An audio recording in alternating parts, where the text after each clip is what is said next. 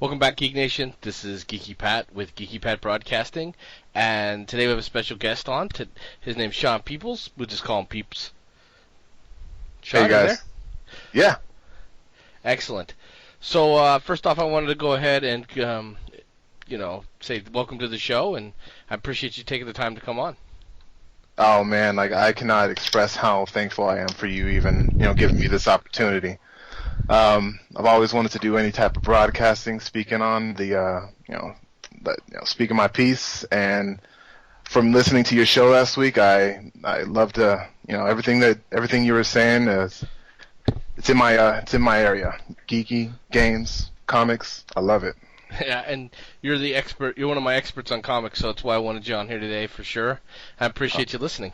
So, just so we can throw the affiliates out there real quick, you can listen to us on Red Dragon Radio at reddragonradio.com. That's where you can find our show, This Week with the Geek, and Am I on the Air, and Inside the Ropes. Both great shows. And just so you know, you can also find Am I on the Air at amiontheair.com.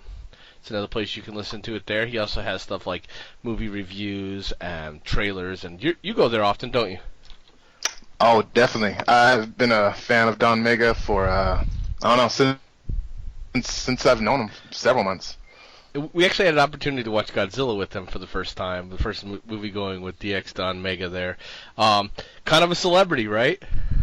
Definitely, yeah. And we were trying to get his insight on the movie, trying to get a sneak peek of what he was going to rate it, and keeps it top secret. So yeah, he was wrapping it up tight, wasn't he? He wasn't gonna let us know. Nope. It was all good though. I kind of asked him, and he gave me this look like, no, not happening. I know. And then he's like, yep, got to listen to the show. And so I was definitely looking forward to hearing everything. Even though we sat and talked about it for a while, I was looking forward to his final rating on it. Yeah. Well, he rated it a little higher than I would have, but I understood why he did. But we're not going to get on that. If you want to hear about Godzilla, definitely go over to amiontheair.com and check it out. You can get to his Facebook page at /amiontheair, and his Twitter is also /amiontheair. If you want to check out most stuff he has up there, he has, Am I on the Air? Twitter's where he puts a lot. He doesn't want to spam the Facebook much. You can check out my show, of course, on reddragonradio.com, like I said. GeekyPatBroadcasting.com, and definitely check me out on Twitter on /GeekyPat _Pat, and Facebook is /This Week with the Geek. So if you want to check us out there, you can. I think I'm going to get the YouTube up. For those who are having problems with the YouTube, I had to verify something and give it permissions and all kinds of stuff. So hopefully it's up and running.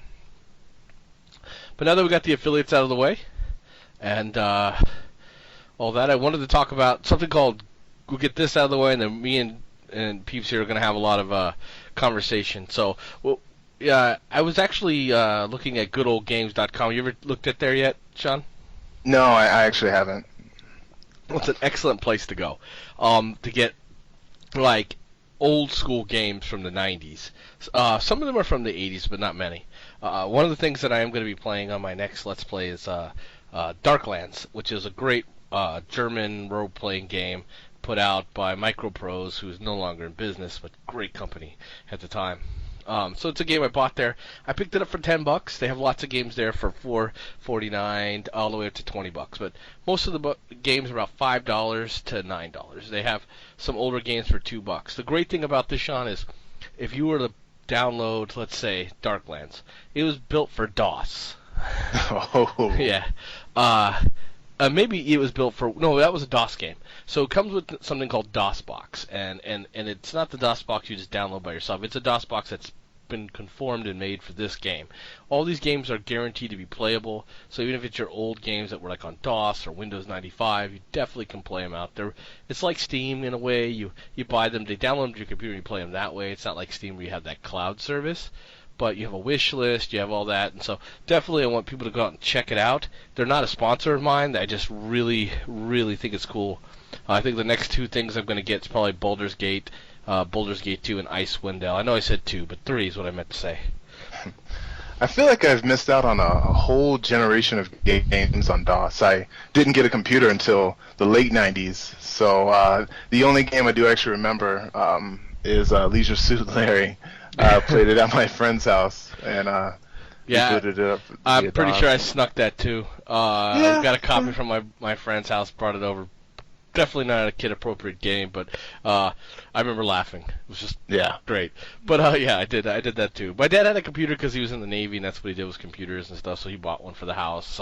We've always had a system. I think I grew up in an environment where gaming was always something that's part of my life.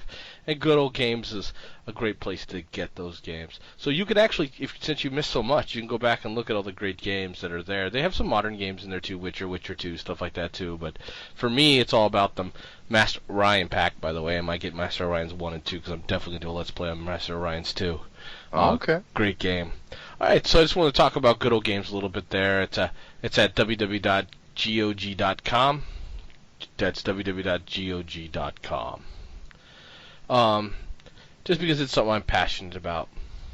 Speaking of passionate about, I think gaming is changing in a way. I don't know if you feel the same way.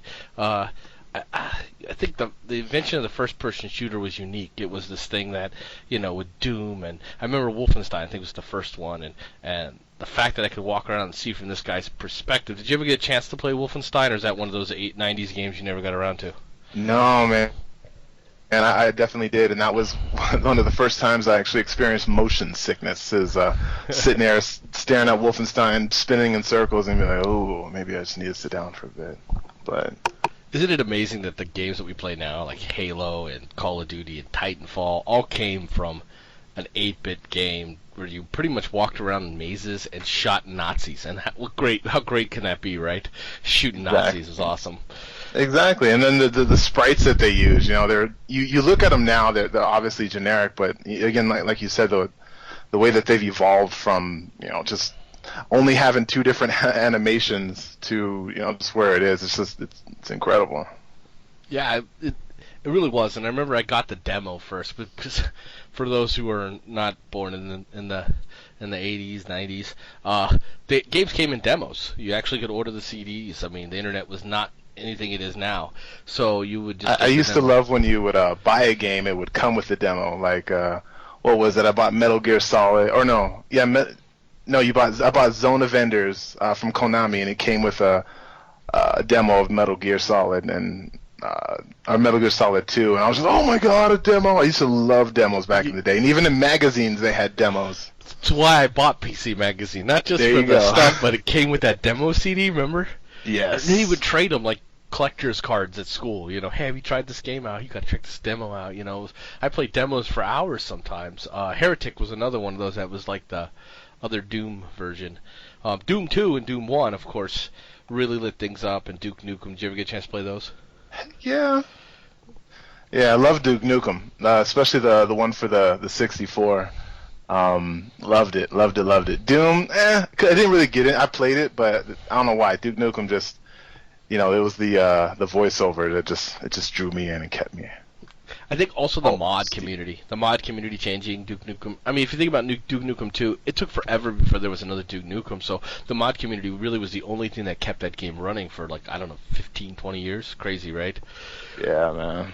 But why I say that is, I mean, good things have come out of that first-person shooter experience, like Elder Scroll, right? Was a first-person.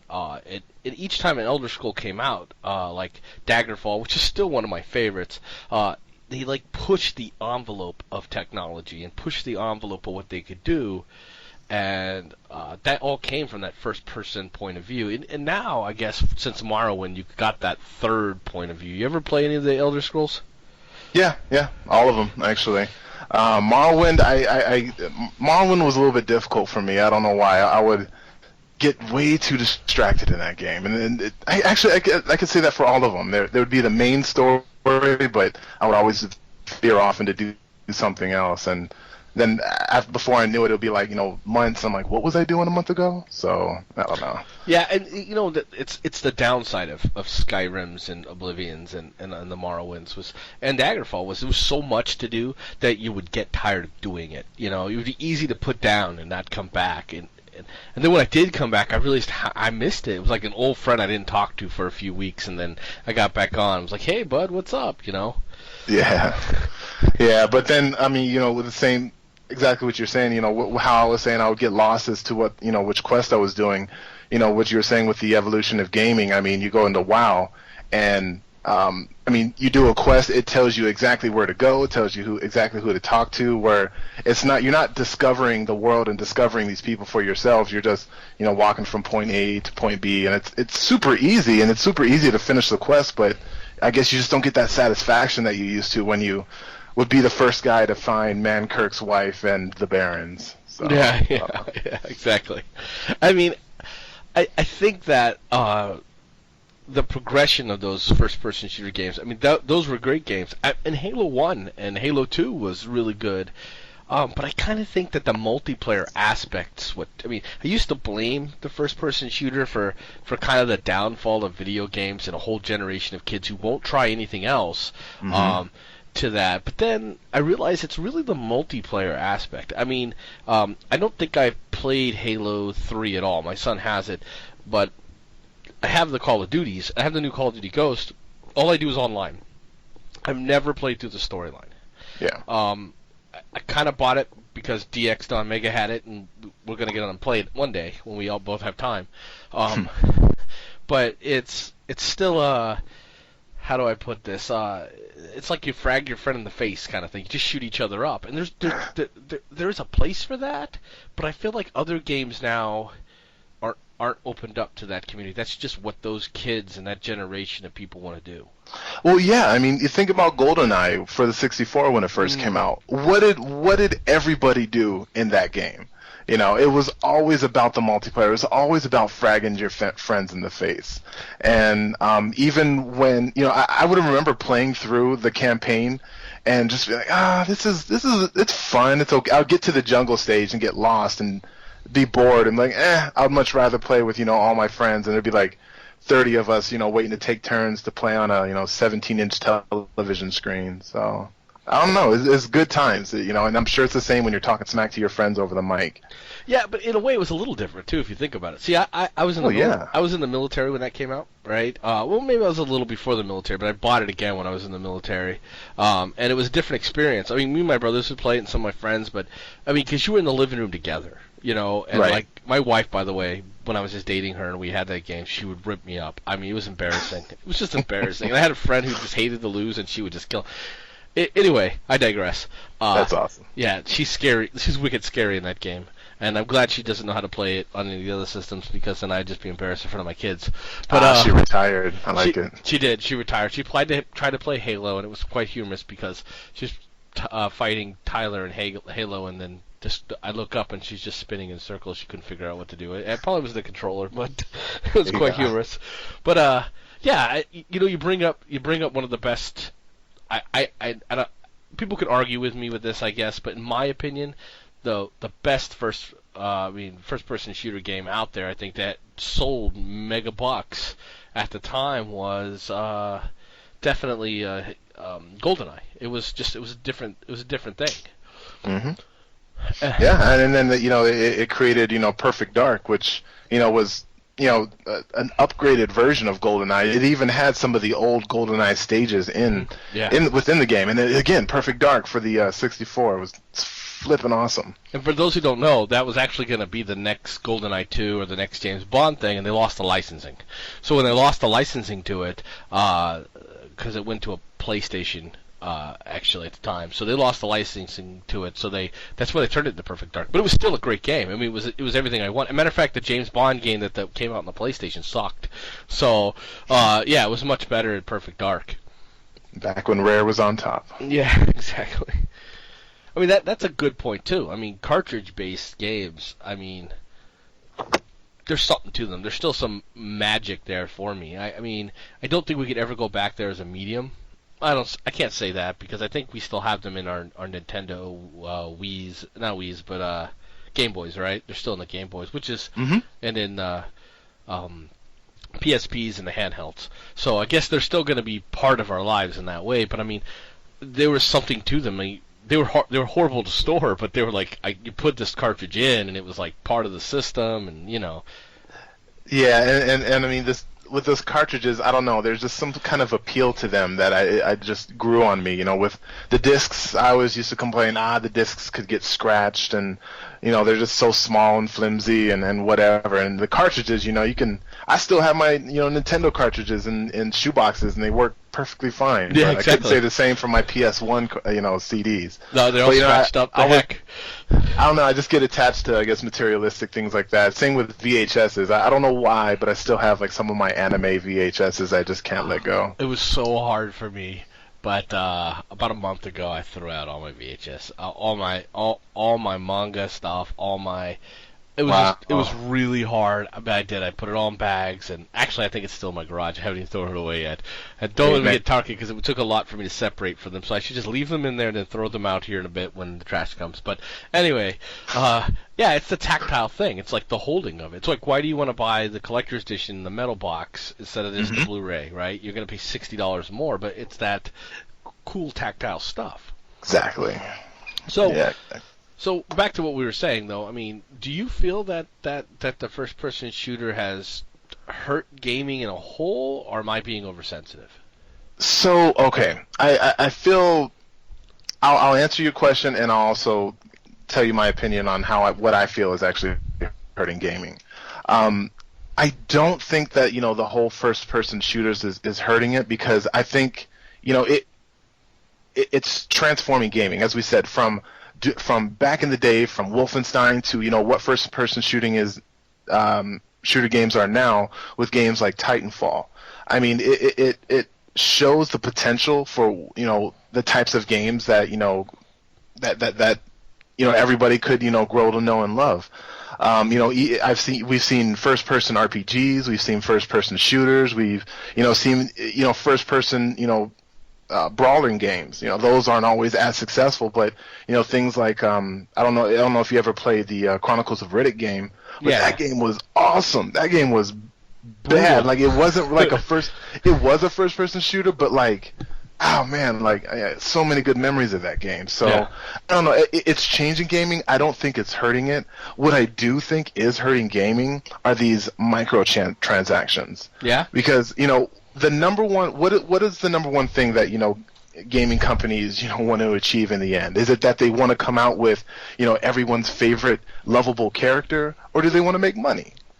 And you put out a game for you don't put a lot of money into producing the game. You just make the game ridiculously addictive, and then you create all these microtransactions for people to get a new outfit or upgrade their farming speed or whatever. And like, if you look at the apps and you just type in games, and there's so many games out there. And now, you see like games like Marvel Heroes and your DCU Online and everything else.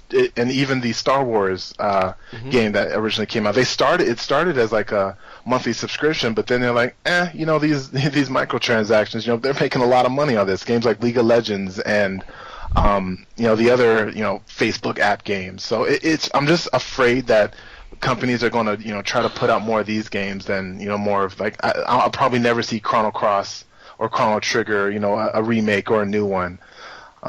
Because they might not be making as much money with that unless they make a game that has microtransactions in it. So I mean, first off, I want to say I'm not against first-person shooters. I like them, I play them, I love them in their own way. But on that microtransaction thing, I mean, really, you got to look at it this way, though. I mean, I think that there's certain games that is an issue. I think like the Farmville games and the free-to-play app games where it's like you really only get 10 minutes, 20 minutes to do something, or 77 clicks or whatever, and then you got to buy more clicks. It's a little ridiculous. Right. Yeah. A 99-cent rifle, I don't know. I mean, if it's not a play-to-win thing, and I actually like buying stuff with microtransactions because it's content. I mean, would they normally put content out, or would it be the next game? So, I mean, I see what you're saying, but like, here's an issue I am having with it. I do like that I can pay like $50, all the content just gets dumped in. So I buy the game twice, basically, which is kind of, I'm a sucker, right? But so I buy the game twice. I get all the downloaded stuff. I get all this content, all this new stuff, these new characters. Some would argue should have been in the game before. I mean, Mortal Kombat did that. Do you remember that? They're like, there's all these characters that should have been in there, and then you like had to buy them. Yeah, that messed me up. And then what happens? 6 months to like a year later. Then they come out with a complete edition that had everybody on there. I'm like, that's what I was getting at. Like, what? I mean, you nickel and dime me, and then for the same price I bought the game for 3 months ago, maybe 6 months ago, whatever you want to look at it as, I got all of it anyway for the same price. So it's like, really? Was I was I that dumb? So there is issues. I do have problems with that. But like Forza 4 or Forza 5 is what I'm playing now. I don't mind buying car packs. I don't mind paying to get all the car packs. I mean, that's something that's different because there's enough content in the game where I never need that stuff. That's just stuff I want. Online role-playing games, like you mentioned, Marvel, and we're going to get into that later because it's part of one of our topics today, but like Marvel Online, DC Online, Champions Online, Star Wars, right? They all have these microtransactions. I don't mind them as much, I think, in that as I do maybe in, like the Facebook apps. Does that make sense? I mean, because none of it is it like if you can unlock that stuff playing the game. Does that make sense? Right. Yeah. Where you can't do that in the Facebook page. They're really just milking you, and it's kind of an addictive thing. I mean, the guy with Flappy Birds, he actually felt ashamed and removed it because he realized this is just killing people's lives. Wow. No, I did not know that. Yeah, and then it's like a game that both you and me we love very much. League of Legends. That kind of game. They have where they'll allow you to purchase different outfits, and you can allow your they just have different things that you can buy in the game that doesn't necessarily make you a better player, but I look good. I can beat you and look good doing it. So yeah. I hate League of Legends, so don't listen to him. I don't hate it, to be fair. It's just not. I am not smart enough to play that game. I think is what it is. The clicking and all that, and I die so quickly. There's just so much better. I just hit my mic. I'm sorry. Hey, League fans, I'm still working on it with him. I give it by probably by let's say the end of next month. Where he's going to be singing a different tune. You'll see. Smite. Anyway, yeah, but that's another thing. I mean, those arena games and those MOBA games, they have microtransactions, and like you said, they help. I mean, yeah, and I should have also said that too during my little rant. I especially for games that are free, such as League of Legends. It's a good game. I don't mind supporting the people that made it.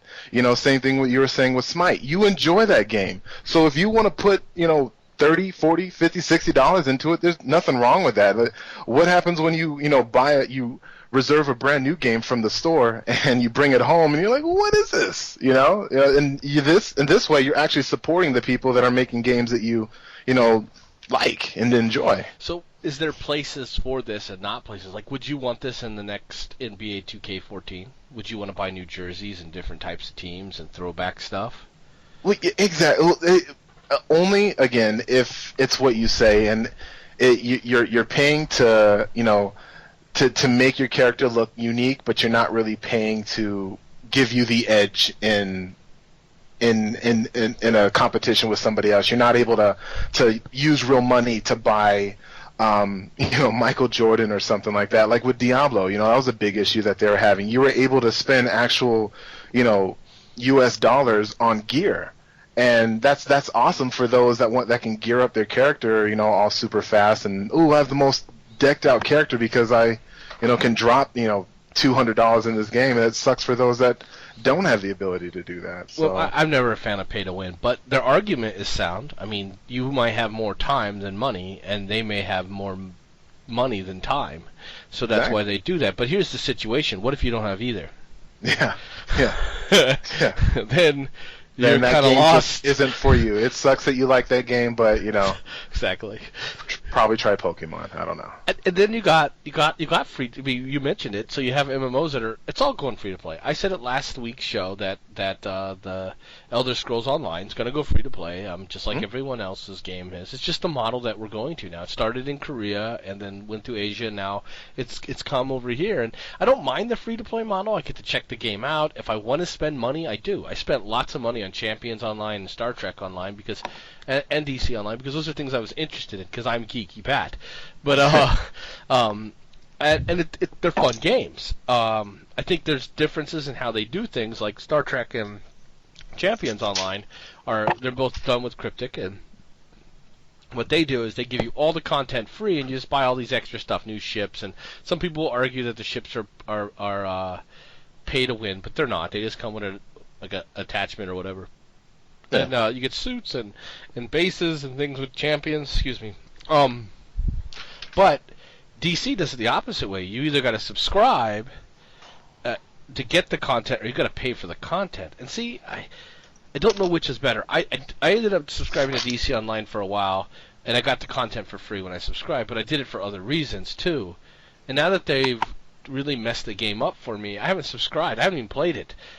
Champions Online, I still have all that free content. I still have all that stuff, and what they did is made it to where I can customize my character in the gold better and pick my powers instead of just picking a power tree. So, yeah. I mean, I do like that aspect where I can buy things. What I don't like is the whole DC Online model where I'm buying content. Although, I guess it's no different than buying maps, if I think about it, in Call of Duty, huh? Yeah, that's true. And then you remember, when this first started, you could purchase, map packs for Halo. Yeah. So, but again, you're not, you're just purchasing extra content to, further expand your gaming experience. And, there's nothing wrong with that. Except I think maybe it's different now. Some people just won't have those maps. Mm-hmm. But here's the problem. I mean, I guess it's different in a way now that I'm thinking about it, because in Halo I just didn't have to play those maps. But on DC Online, once I get to the high end, there's nothing left. I have to buy more experience on a free-to-play. Yeah. What stops me from just quitting that game? It's free-to-play. So, I mean, I don't know how smart that is, but it's probably working because the game's still on. Yeah. And that's what I'm saying. It's just, I don't know. It's just, how games are changing, and I would love to buy a game and not have to worry about that. Just enjoy the game for what it is. If it is a monthly subscription, then just leave it at that. I don't know. Yeah, I mean I get what you're saying, and I don't disagree. There's times I do like the microtransactions, so I'm hypocritical in that way, and there's times where I just like expansion packs. For all I play a lot of grand strategy games. I play a lot of simulators, things like that, and they come out with expansions. And that's really Civ 5 just put out another expansion. I bought it. There wasn't these little microtransactions for Civ 5. It was you bought the next expansion. It all came with that, and I kind of like that model. Yeah. Yeah. Same thing with like Halo and not Halo, but Diablo and StarCraft right now. It's like you buy the game, you buy the expansion, you get everything, and enjoy. Here, it's yours. Do what you want with it. So I don't know. So we'll see where it takes us. I don't know. True. Let's go into the next topic. Since I have you here and you're big comic book guys, and for the fans out there, he's a Marvel guy. He doesn't hate DC, but he's definitely a Marvel guy, and I'm a DC guy, and I like Marvel. I hate the whole, well, you like DC, so you hate Marvel. It just doesn't work. Or you like Marvel, it doesn't work that way for 99% of the people out there. They like them both. Exactly. I mean, when I met this guy, we first started talking comics, and I wouldn't shut up about the X-Men and the Marvel Cinematic Universe, and all he would talk about is Green Lantern, and I'm like, well, I don't know what's the big deal about Green Lantern, but let me tell you about Nova. And he's like, I don't really know what the big deal is about Nova, but we both have. I love talking to Pat to hear about everything about DC. So again, I'm a Marvel guy, but I love hearing DC stories about the rainbows of Lantern Corp out there. So it's all awesome. I love it. Anyway, we won't go into that, but now there's this there's something different that we didn't have as a kid that I'm kind of jealous about my kids and your kids. You know, they're gonna have this opportunity. They have this new medium, right? Comic books have reached out into movies and into video games and into cartoons. I mean, we had this. I had, you and me had. I don't know, not everyone in our audience, but we had the '90s X-Men and the '90s Spider-Man, which was great, right? At least I thought they were great. Did you like those? The cartoons? Yeah. Loved it. Loved them. And actually, my fiance, she's all about high fashion and history, and she, when it comes to science fiction, she doesn't know anything. But if you mention anything about X-Men, she's like, "Ooh, X-Men! I used to watch that cartoon." So it was such an awesome cartoon. The saga, like, that was the first time in a cartoon that I had like a saga that I was watching, like the Apocalypse and the Phoenix Saga. They did so well in the Phoenix Saga. Let me tell you, that was the best I've seen outside of the comic book. Yeah, I'm telling you, man. And it was just like, I couldn't wait till next Saturday morning to catch it. So that was good stuff. It definitely changed our Heroes Unlimited games. But anyway, when I was a kid, but now, I think that them going to the movies is not a bad thing. I mean, as a comic book fan, which means fanatic to those out there, not just a guy who likes comic books. I'm a fanatic about them. I wear mostly comic book clothing. My shoes are Flash shoes. So it makes them run faster, by the way. I've seen it. It's impressive. It does. I'm so much faster than those Flash shoes. But the comic books have their own worlds and their own universes, and I honestly, at this point, I think Marvel's kicking DC's butt. Hurts me to say it, but it's true. They just did better. They did. How do you feel about it? I mean, let's just start with the first X-Men. This whole X-Men thing. We're gonna go see X-Men this Friday with DX Don Mega, so we get to watch the movie with a celebrity again. Yeah. Hope he lets us sit next to him again. He'd be like, "You two down there." Yes, sir. No, it does not like that. No, I was kidding. He's awesome. And I'm legitimately, and I'm going to probably change my tune later on, I'm more excited right now about the new X-Men movie, Days of Future Past, than I am of the Batman Superman movie coming out. So, correct me if I'm wrong, but it seems like DC has been... They've been kind of behind, they're always trying to play catch up. Like, when it comes to gaming, I can't really think of any like really good DC games, like, from back in the day. Like, if I want to think Marvel, I automatically come up with that X-Men game for the original the Sega Genesis, where you can pick a random hero, and the game was ridiculously hard with the platforming, and as soon as your hero died, you couldn't be that hero, It was X-Men 2, yeah. Yeah, and then, even the Spider-Man, for the Super Nintendo, sure. And, Maximum Carnage. Yeah. You know what I mean? And then even the X-Men arcade game, they were hardcore games, but, like, I can't really think of any big DC games, and then came out the Superman game from the Nintendo 64, which Ouch. Some arguably, I'm just saying. E.T. in that game. E.T. for Atari and Superman for Super Nintendo. Exactly, and I'm 64. I'm sitting here and I'm trying to think, and then so what? So WoW comes out, blows everything away, and then DC announces their game, and it's the WoW killer, is what everybody calls it. There's been so many WoW killers, but the DCU game was supposed to be a WoW killer, and it comes out, and it's like, this is okay, and so they were behind, with that, and then but the cartoons, I will say that the DC cartoons, the Batman cartoon, the animated series, the Superman Justice League, they were Unlimited. Bomb, spot on. And the animated movies are much better than what Marvel's putting out animated movie-wise. And that's really like they're definitely all the Marvel animated movies that Marvel's been coming out with in DC. DC's been crushing them in that area. Yeah, it's true. And they don't need a single universe to do that. They don't need to tie everything in together. In order, they just come out with a good movie, and at the end, Superman dies or he becomes the sun, and it was a good movie. I enjoyed it. So, but I mean, on that note, we are behind on a lot of things. I think and that's where I'm getting to. Like, when it comes to the whole, cinematic universe, it sucks. Like, I would love to see, a good Green Lantern or a good Justice League, or get me into that world. Yeah. But I don't know, man.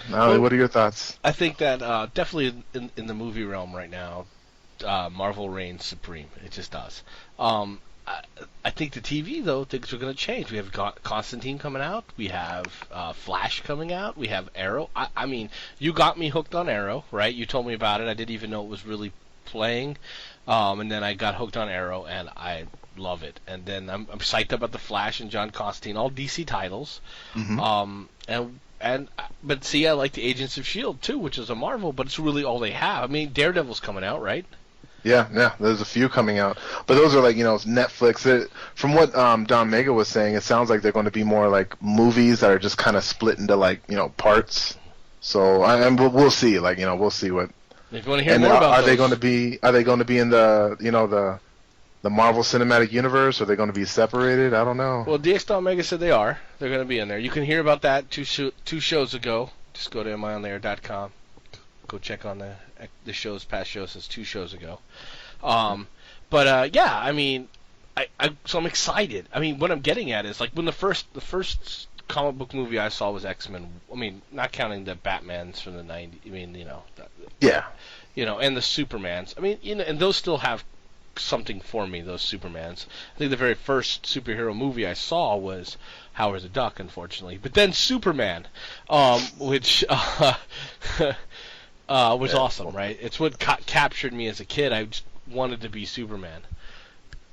But I think that the new Marvel movies, I've been very excited about them. I mean, let's face it, the last Batman movie was dog crap. So, and the thing that I liked about the Batman is that they created a superhero movie, but he doesn't have to be. They made it. It made sense. If it really happened, if there was a dude that went around, putting on, blacks.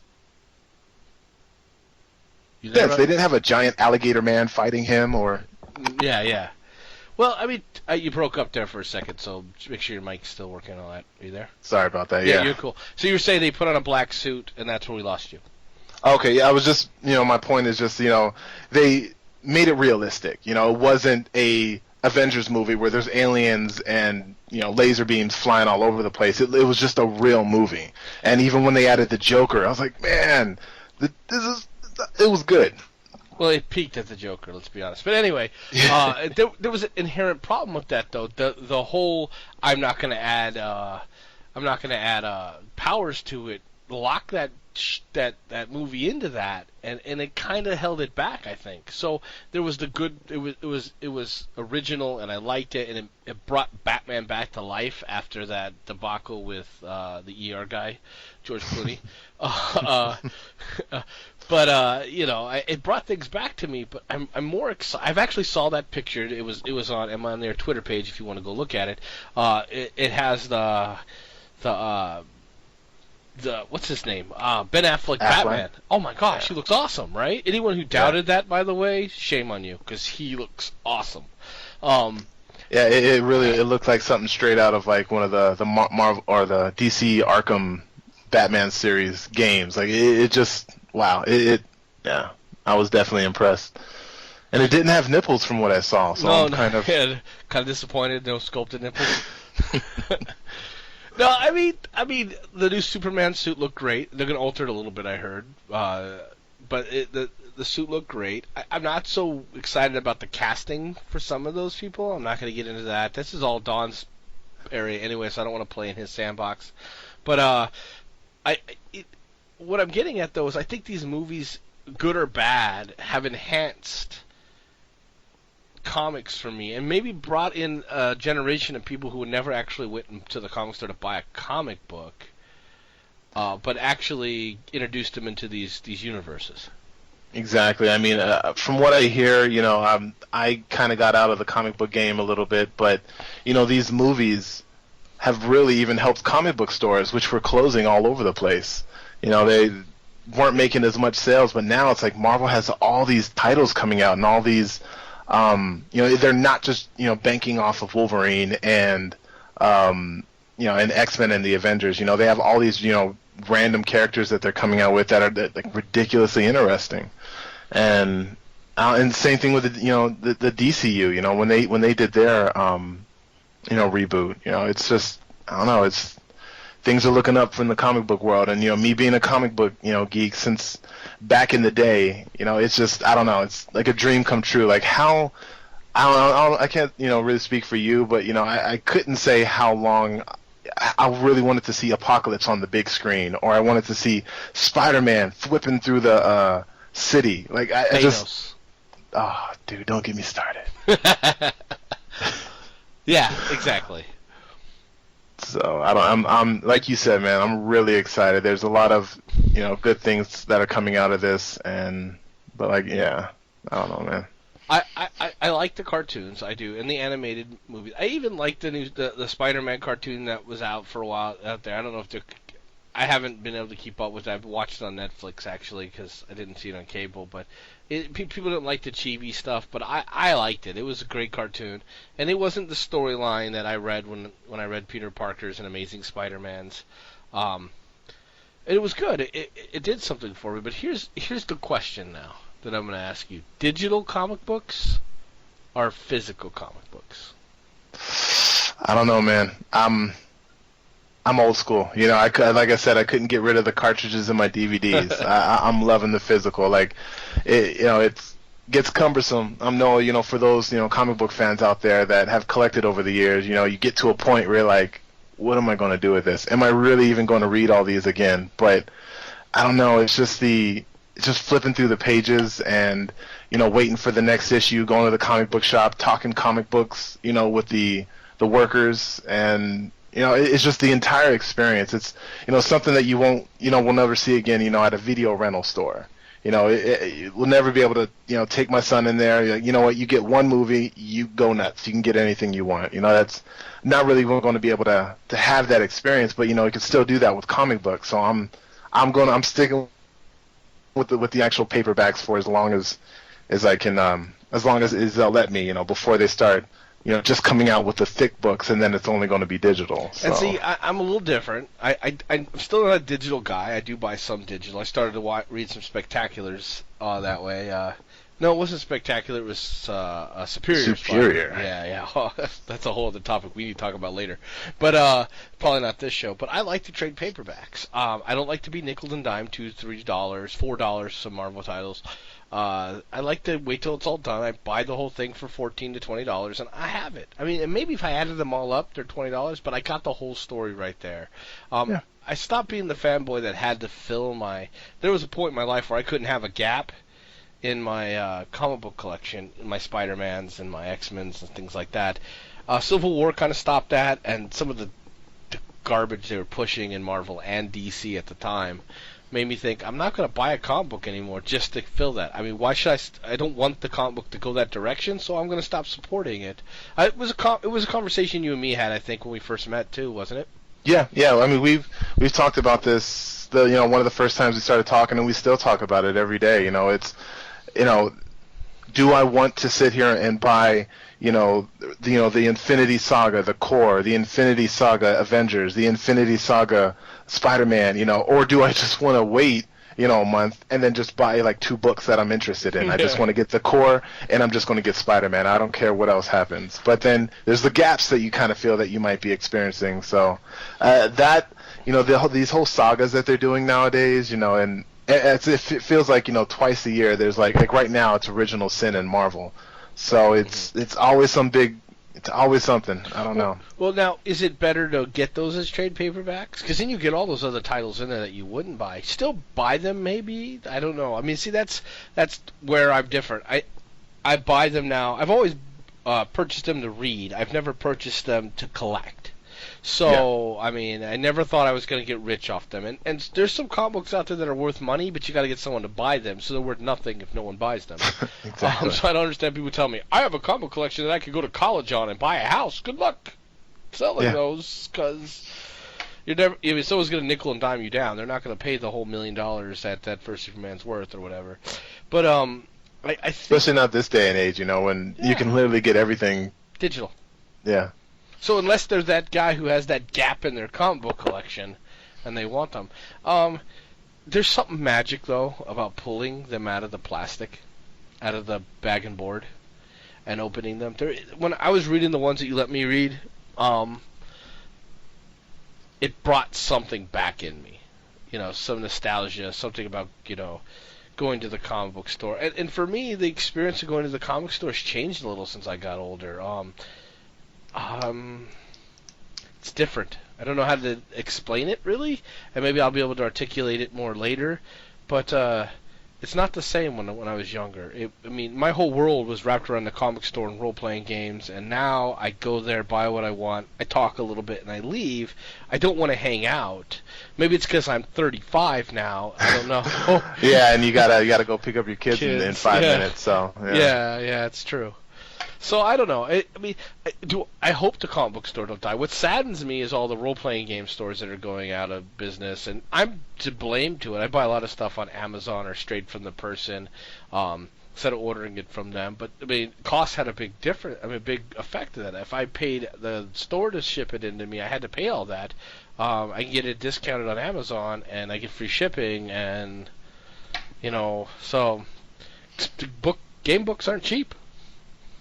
Yeah, man, and just going off of that, with what you're saying with the gaming, stores. Like, I don't know if you've ever seen the Hardcastle on the east side, but that was I would always go in there, but since I never did D&D or Magic or anything, I would always just go in there and just ask questions about it, and that'd pretty much be it. And then now, since you and I are going to start our little gaming session, pretty soon, I was looking for it because I know I had heard they had moved, and it completely closed down. So game days too. Yeah, man, I have no idea where else to even go other than, like you said, Bookman's, for that kind of stuff. There's some bookstores in town, Borders and whatnot, but really, ultimately, there's a game store. We're talking to. We should talk about this later. We're talking to millions of people who don't live in Tucson, but the stores are closing, right? And so Amazon might be the companies might be the only place to get them, and then they come in PDFs now. So I could buy it for half the price on PDF, or I could buy the book for $40. So again, it becomes: do I want it tangible? Do I want it on a tablet or my phone? Media is changing, and it's just it's an odd thing. Yeah, man, I hear you. So, anything else you want to add? The only other bit was when you were, going off about, the feel of, reading new comics, mm-hmm. and how you would, come over and you'd read a couple and then you would, kind of bounce. It almost, at the end of each issue, it kind of gives you that little cliffhanger sometimes. Yeah. And then, again, that's just something else that.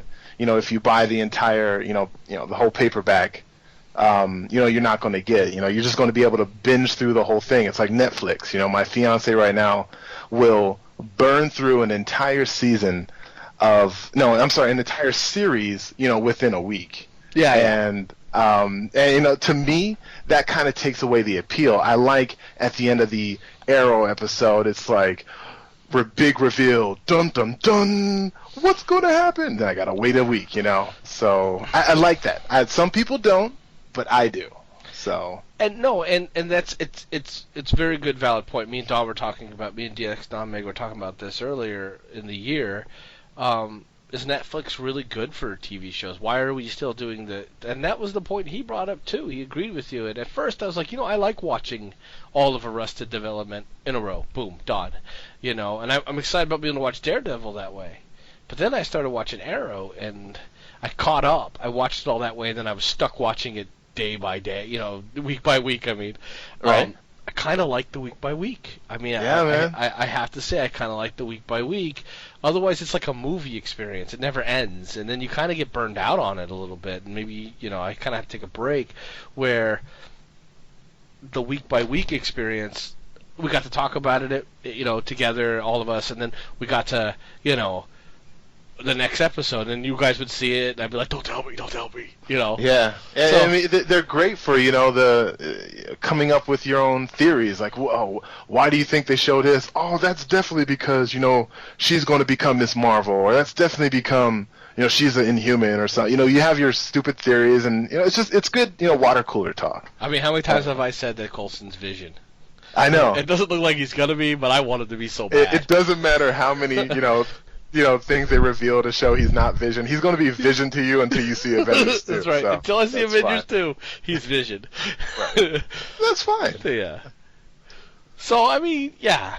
I think that ultimately there is that. I do lose that with the trade paperbacks. I mean, until I have to buy the next trade paperback. But it's a complete story. True. So, is it the novelist in me that likes to read novels and write stories and things that want the complete story? Or do I want the incomplete to be continued? I mean, even in the X-Men cartoons, remember we were watching those in the 90s when that Phoenix saga killed me. I had to wait till next week to see what happened. Next week to see what happened. Oh, it was like getting those comic books. Exactly. And then now on Netflix, you can watch the whole thing, and yeah, it's good, but I don't know. There's just something I kind of get overloaded sometimes too, and I just need a break. So, yeah. True that. Well, we're running out of time, Sean. I appreciate you coming on today, and I definitely want to have you in the future.